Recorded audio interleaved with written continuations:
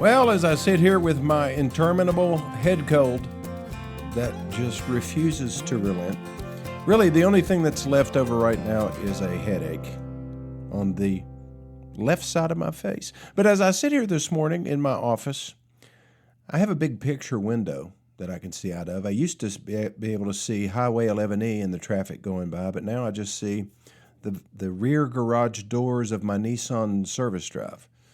But that is interrupted this morning by a young man on a ladder.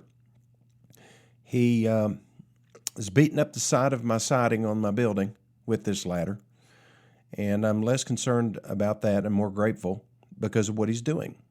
He's changing filters.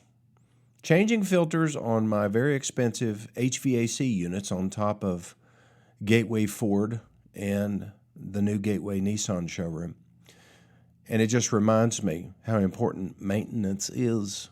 Yesterday, I decided to drive my 1962 Corvair 95. What is that, Lenny?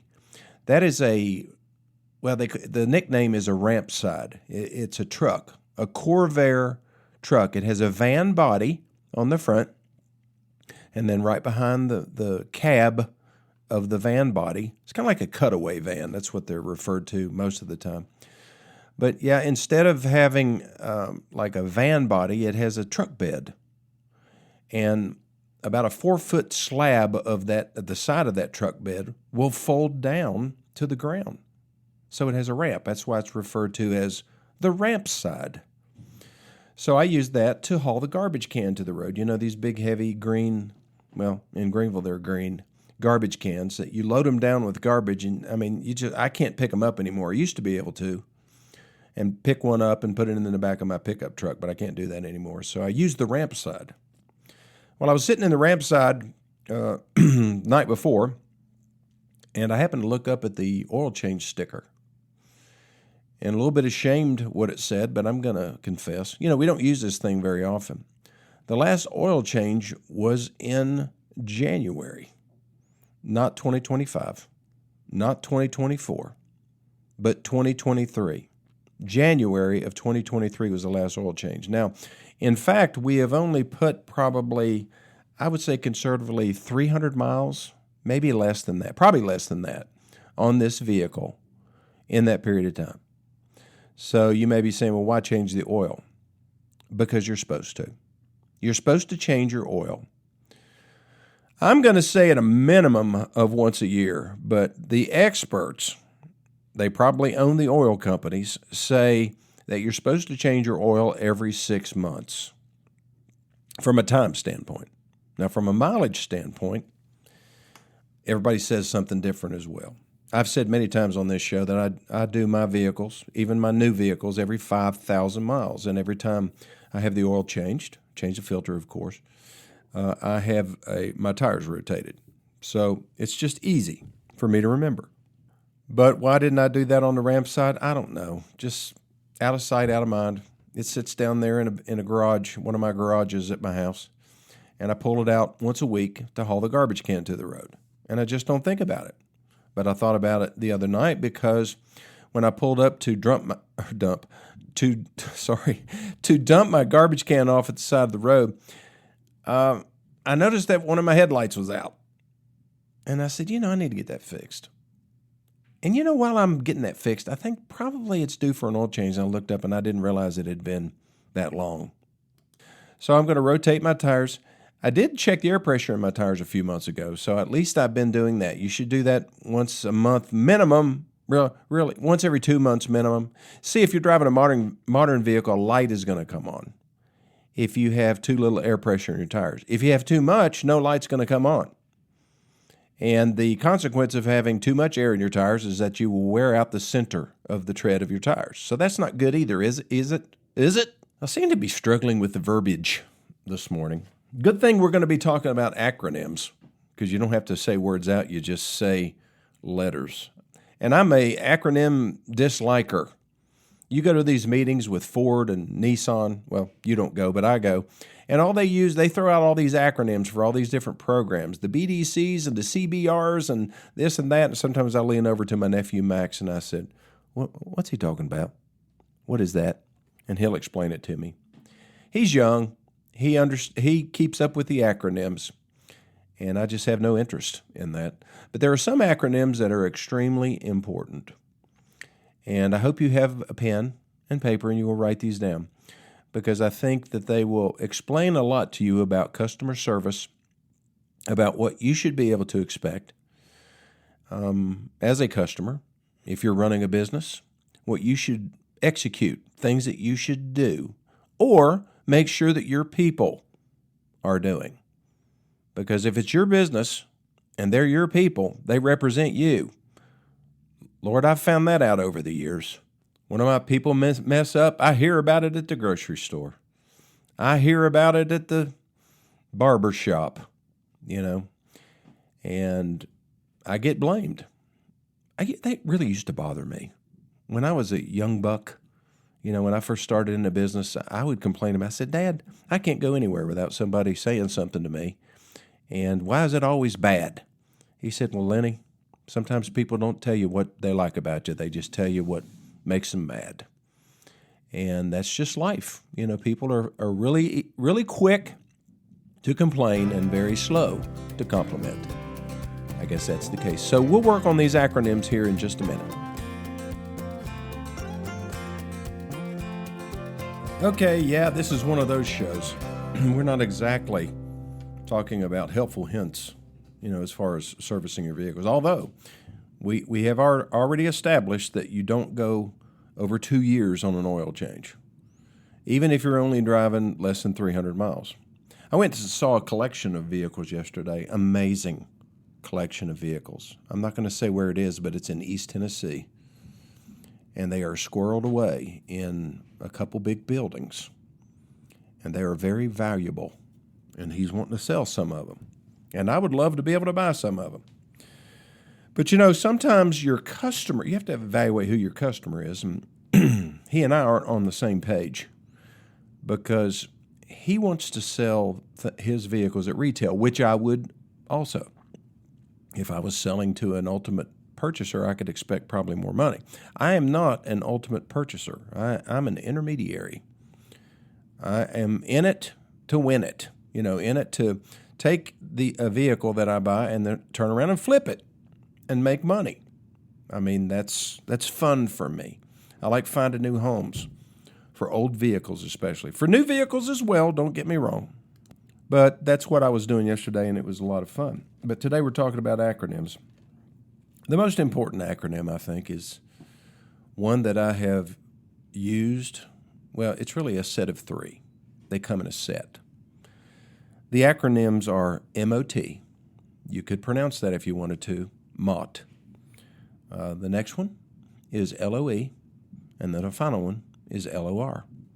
And they're very important when it comes to customer service, because you have to understand that these 3 things determine either the customer's satisfaction or dissatisfaction, and it also isolates when that particular event will take place, and that's the moment of truth. That's what MOT stands for. There are multiple moments of truth when you are interacting. Let's just talk about with a service customer, that comes into the service drive. If they drive up, they get out of their car, they're promptly greeted, with a friendly, smiling person who obviously is listening to them and taking their complaints seriously. That's a moment of truth. Because what does that do for the customer? It gives them confidence. It gives them warm fuzzies. But if, on the other hand, they pull into the service drive, or they can't get into the service drive because nobody will open the garage door, after honking their horn several times, they finally raise the garage door. They pull up. Nobody to be seen. They wander around looking and says, does anybody work here? Finally, some guy walks up and he says, can I help you? And there's just no friendliness there. Customer says 4 or 5 things that they need for their car. And then he finally finds his pen, starts to write them down. What was that first thing again? He wasn't listening. That's also a moment of truth.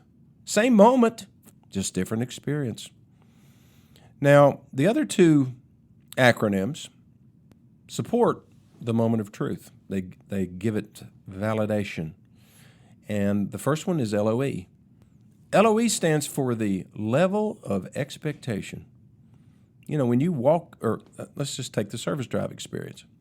When you pulled in to the lot and you were driving up to that door and you see it's closed, what is your expectation? You honk your horn, it's supposed to open, right? You're not supposed to wait 4 or 5 minutes. You know, you're not supposed to have to get out of your car and go into the man door to try to find somebody.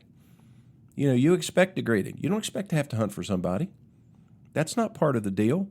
At least that's not what your expectation is, because you just left a very efficient business. Let's say you were at Pal's, for example, and you went to get a big tea or I don't know, a hot dog with chili. And it was perfect, and the people were nice, and they waited on you promptly, and the landscaping was beautiful. The experience was great. And then you come over to a car dealership, and it's not so great. But your expectations were that it was going to be great. So, you know, you have your level of expectation, and then you have LOR. That's the level of reality. You know, it's no different than when you envision a chocolate sundae, and you're just so excited about going to Dairy Queen to get you a chocolate sundae. And you have this picture in your mind.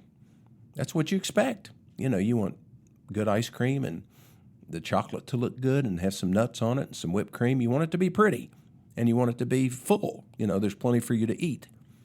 But then when you get it, ice cream's melted, chocolate's milky, kind of looks funky. They forgot the whipped cream. You got a cherry on the top. It looks like it's already been chewed on. You know, that's the level of reality. Does that control whether you'll be back or not? Sure does. You know, you can blow off a customer for life with one little mistake like that, with a half-chewed cherry. It doesn't take much. So a business has to manage those moments of truth. You know, and there are moments of truth and levels of expectation and levels of reality in just about every situation you go into. It could be a church experience. It could be a company picnic. It could be the relationships within your household.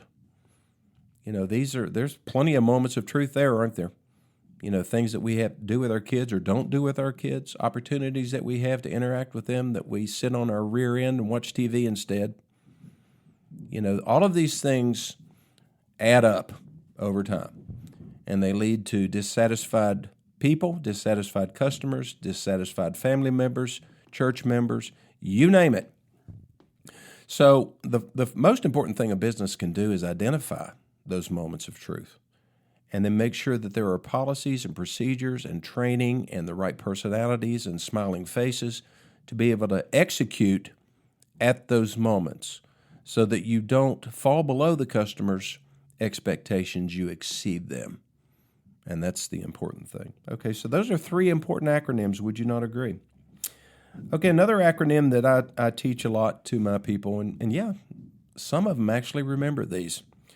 The first one is LMTL. Listen more, talk less. LMTL.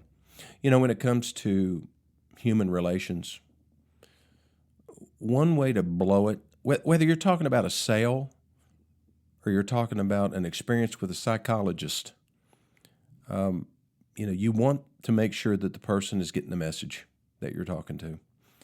And, you know, if I'm trying to sell a car to somebody and I'm just talk, and I'm not listening to them and really identifying what their buying motives are, why are they here?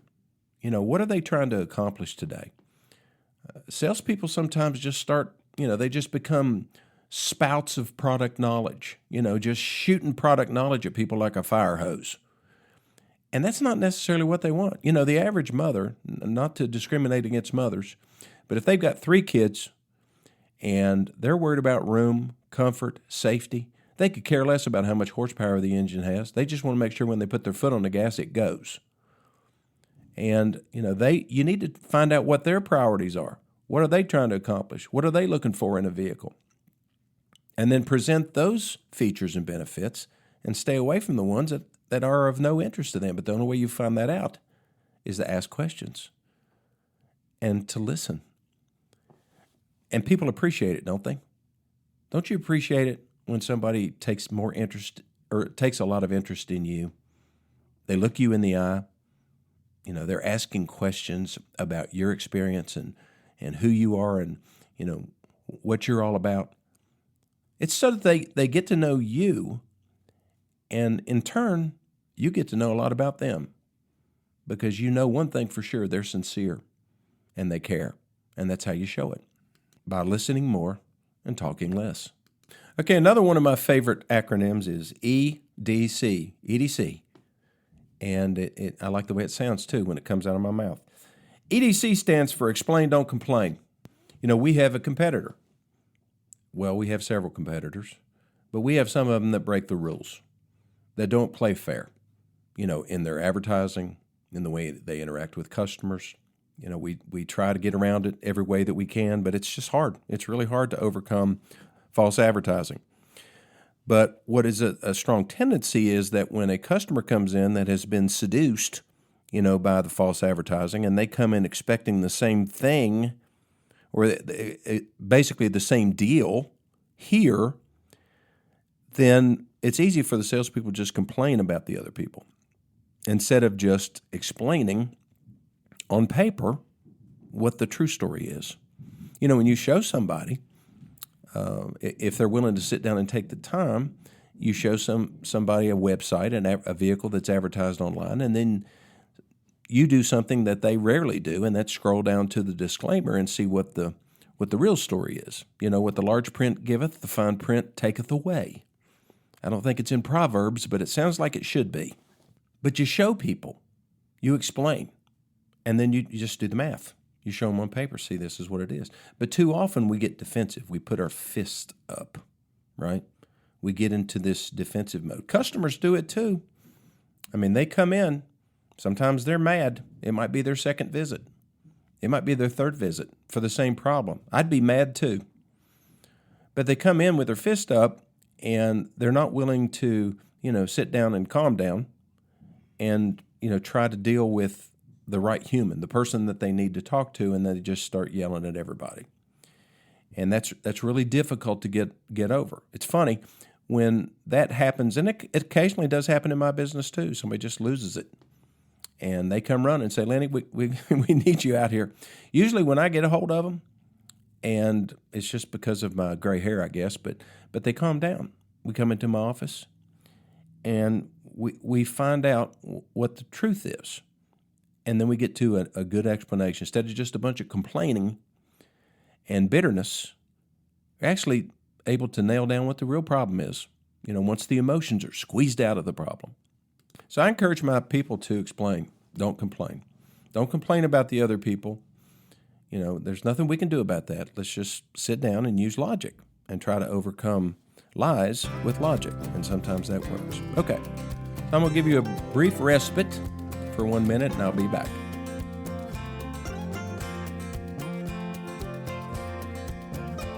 So about 15 years ago, I bought an insurance policy, and it's called Custom Whole Life.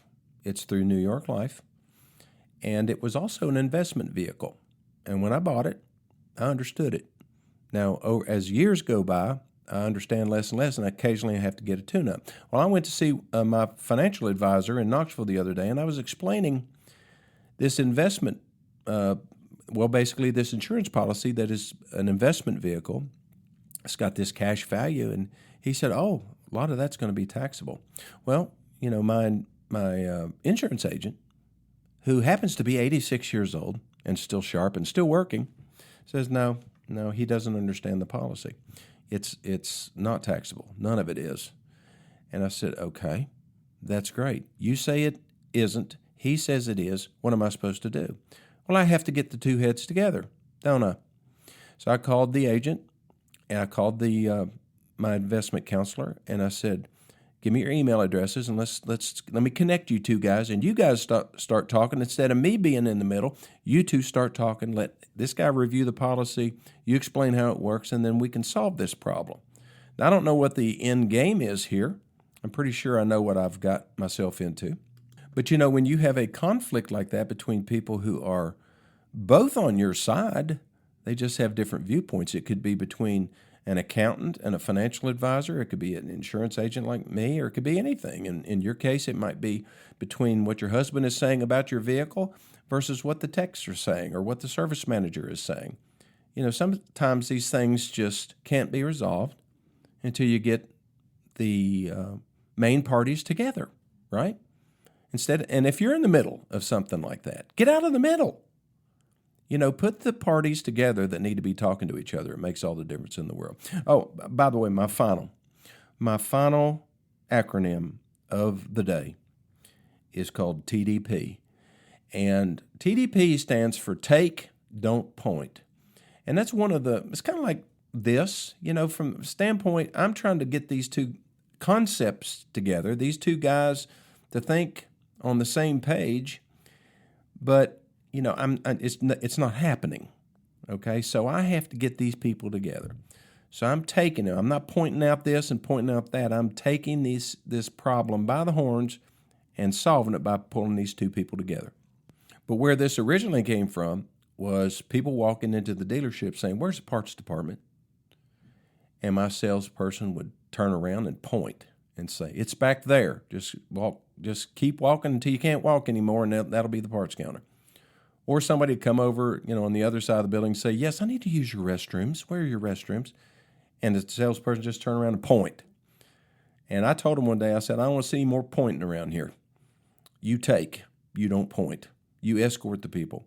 I was escorted from one end of Lowe's to the other yesterday when I was buying some components to install my daughter's birdhouse. And this lady, she says, "It's on the other side of the store. I'll take you to it." And I said, "You don't have to take me all the way to the other side of the store." She said, "No, I do this all the time." And we walked and we talked, and I asked her how long she'd worked there and that she'd been there for 15 years. And she said, "Are you Lenny Lawson?" I said, "I am." She said, "Well, I've always wanted to meet you." And I said, "Well, what's your name?" And then we talked, and, we just became buddies on that walk across Lowe's. And she showed me exactly what I needed to see. She took me. She didn't just point. And she created a relationship. I guarantee when I walk into Lowe's the next time, she sees me, she said, "Hey, Lenny." I guarantee it. I hope I remember her name too. Well, thanks for listening to the Acronym Show. Compliments of My Car Guru. We'll see you next time.